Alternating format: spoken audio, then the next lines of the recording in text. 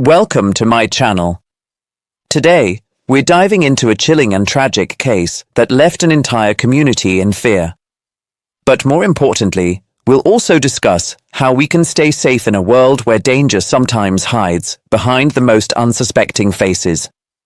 Have you ever wondered what really drives someone to become a predator? Someone who stalks innocent lives in the shadows.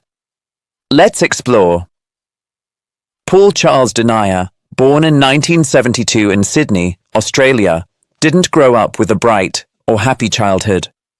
From an early age, things didn't seem right. He was the middle child in a family of 6 siblings, but even surrounded by people, he remained isolated, withdrawn, and disturbed. Those who knew him described him as the quiet type, but also someone who exhibited troubling signs, like cruelty toward animals, a trait often associated with early indicators of psychopathic behavior. When Denier was still young, his family moved to Victoria, and it was there in Frankston that his darker tendencies escalated. As a teenager, he was arrested for animal cruelty after killing a neighbor's cat. The warning signs were flashing, but somehow they were brushed aside. As Denier grew older, he became more obsessed with violence. His journals and writings would later reveal fantasies about kidnapping, torture, and killing. Yet, outwardly, he was just another face in the crowd, working odd jobs, blending into suburban life. No one could have predicted the horror he was about to unleash. In the early months of 1993, Frankston, a quiet suburb south of Melbourne, became the hunting ground for Denier's twisted desires. His first victim was 18-year-old Elizabeth Stevens. A bright, promising young woman, Elizabeth had just moved to Frankston to live with her aunt while attending TAFE College. On a cold June evening, she vanished while walking home. Hours later, her body was found in nearby bushes. She had been brutally murdered. The town was rattled, but no one imagined this was just the beginning. Barely a month later, Denier struck again. His second victim was Deborah Freem, a 22-year-old mother. Deborah had left her baby at home with her partner while she quickly went out to buy milk. She never returned. Denier had spotted her at the convenience store and followed her. Tragically, her life ended the same brutal way as Elizabeth's. The community of Frankston was now gripped by fear. Women were afraid to walk alone, even in broad daylight.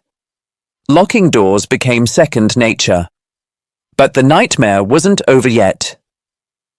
Denier's third and final victim was 17-year-old Natalie Russell, a high school student full of life and ambition. On July 30th, 1993, while walking along a bike path through a secluded area, Natalie encountered Denier. This time, Denier's carelessness led to his downfall. He had left physical evidence at the crime scene, specifically tire tracks, and witnesses nearby had spotted a suspicious vehicle. Within hours, police tracked him down. During his interrogation, Denier shockingly confessed without much resistance. In fact, he chillingly described the murders with a detached demeanor, showing no remorse. His reason? He simply hated women. A hatred that, according to his own statements, had been brewing inside him for years.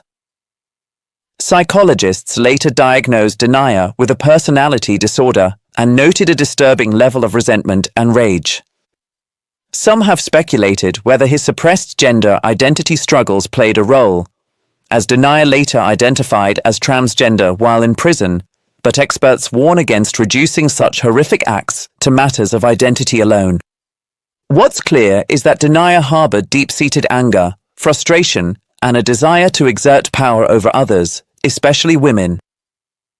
He was sentenced to life imprisonment without the possibility of parole. To this day, Paul Denier remains behind bars, where he continues to fuel debates about prison rights and the treatment of notorious criminals. But the story doesn't end with his capture.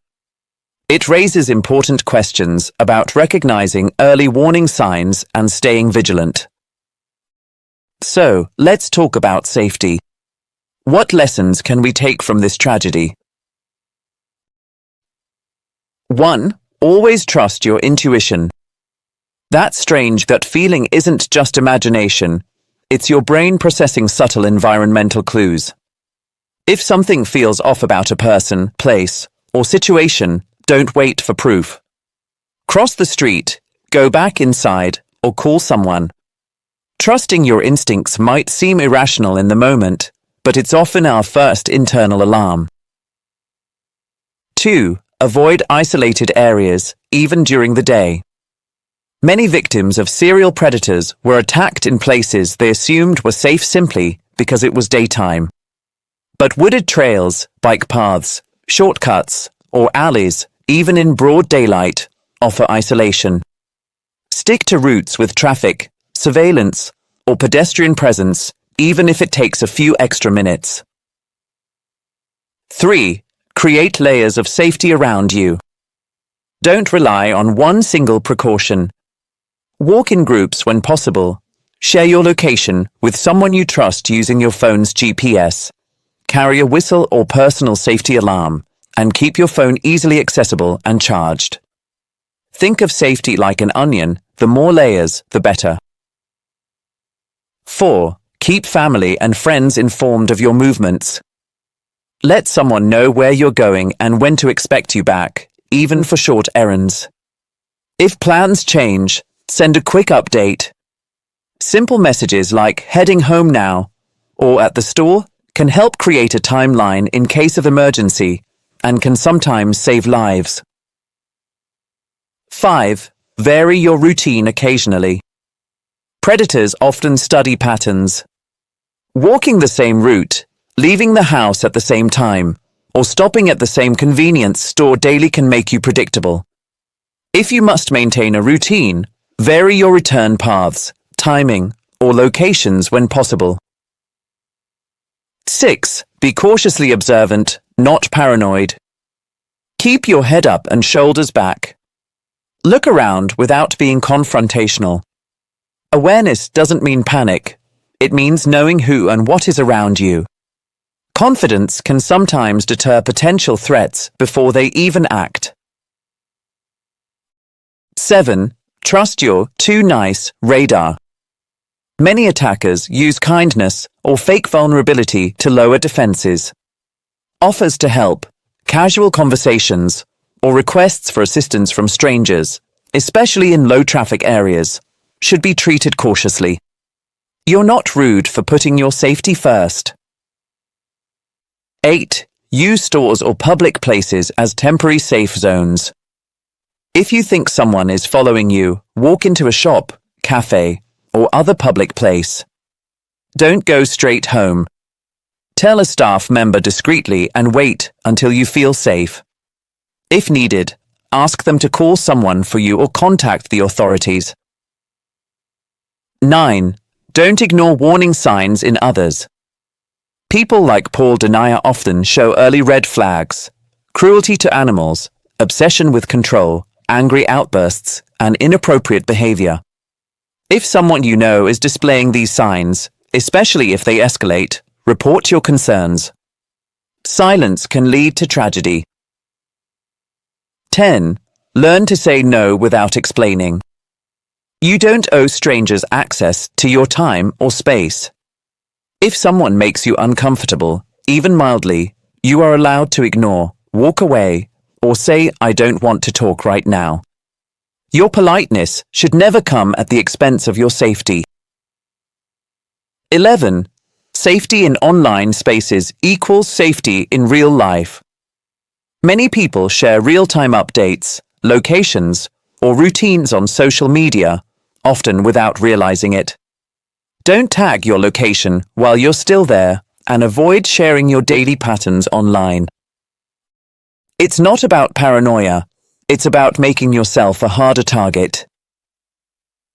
12. Practice situational what ifs. Mentally rehearse what you'd do if you were followed, cornered, or in a dangerous interaction. Would you run into a store? Call someone on speakerphone? Press a personal alarm? Just thinking through these options ahead of time can help you act faster under pressure. 13. Report suspicious behavior, always. If you see someone loitering, following others, or behaving oddly near schools, bus stops, or stores, say something. You might prevent a tragedy. Police and community hotlines are there for these situations, not just emergencies. 14. Self-defense isn't just physical. While knowing basic self-defense moves is helpful, the majority of safety comes from awareness and assertiveness.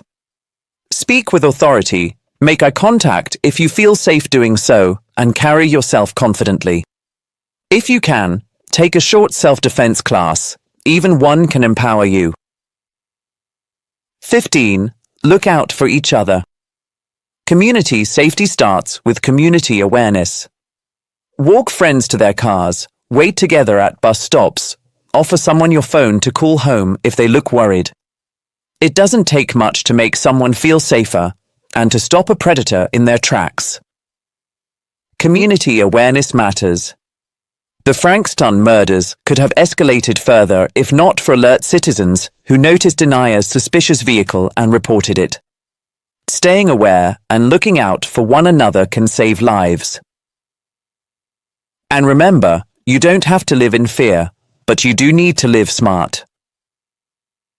Have you ever felt that gut feeling telling you something wasn't right in a public space or during a routine trip outside? I'd love to hear your thoughts. Stay safe out there. And if you found this story insightful, don't forget to subscribe for more deep dives into true crime cases and life-saving tips.